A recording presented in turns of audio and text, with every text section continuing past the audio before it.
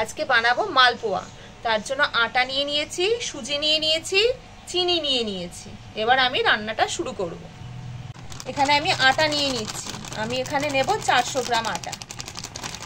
আপনারা চাইলে ময়দাও দিতে পারেন। এখন আমি সুজি দিচ্ছি। এখানে আমি 400 গ্রাম সুজি দিচ্ছি। 400 গ্রাম আটা, 400 গ্রাম সুজি।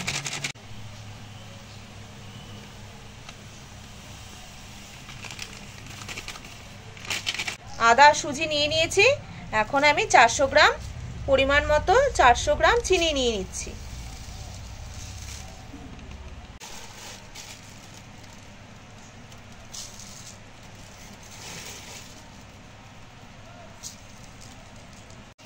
এখানে আমি আটা, চিনি আর সুজি সবকটাই একই পরিমাণে নিয়ে নিলাম।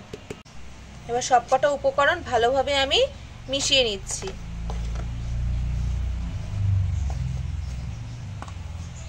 এখন পরিমাণ মতো অল্প অল্প করে জল দেব।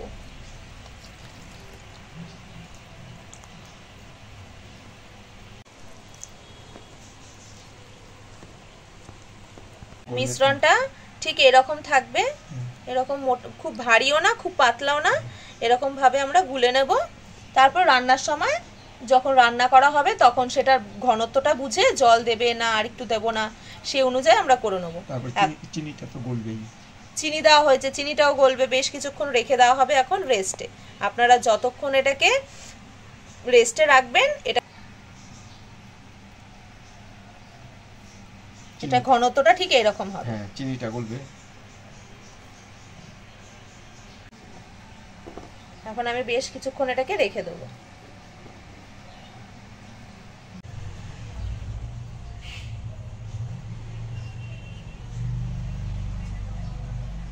তারপর যে ব্যাটারটা করে রেখেছিলাম এই ব্যাটারের মধ্যে এখন আমি পরিমাণ মতো মৌরি দিয়ে দিচ্ছি।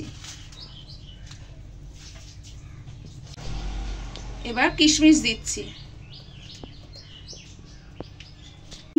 কাজু বাদাম দিয়ে দিচ্ছি। কাজু কিশমিশ আর এই যে সব আছে সেগুলো দিয়ে আমি ভালোভাবে ব্যাটারটাকে মিশিয়ে নিচ্ছি। এক হাতা করে আমি এরকম করে পরিমাণ মতো নেব। এরকম করে কড়াইতে ভালোভাবে তেল গরম করে ডুবো তেলের মধ্যে এরকম করে দিয়ে দেব। এবার বেশ কিছুক্ষণ অপেক্ষা করব যাতে কিনা একটা পিঠ হয়। দেখুন এরকম ফুলে উঠবে, মালপাটা নিজে থেকেই ছেড়ে দেবে কড়াইয়ের নিচ থেকে, আর এরকম ভাবে ফুলে উঠবে। তারপর আবার অন্য পাশ আমি উল্টে দেব।